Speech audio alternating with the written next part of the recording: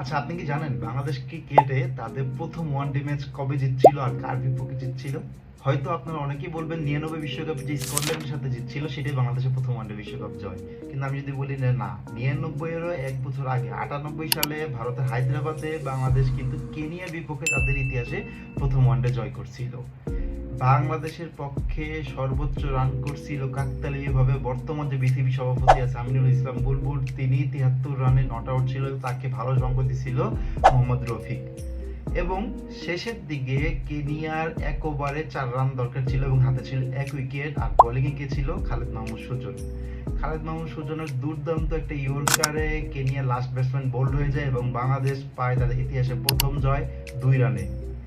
এই জয়টা কিন্তু শুধুমাত্র অন্য আর 10টা জয়ের মতোই ছিল না, কারণ তখনকার কিন্তু কেনিয়া মোটামুটি ভালো শক্তিশালী ছিল, আর এই জয়টা বাংলাদেশ ক্রিকেটের নতুন দিনের সূচনা ছিল।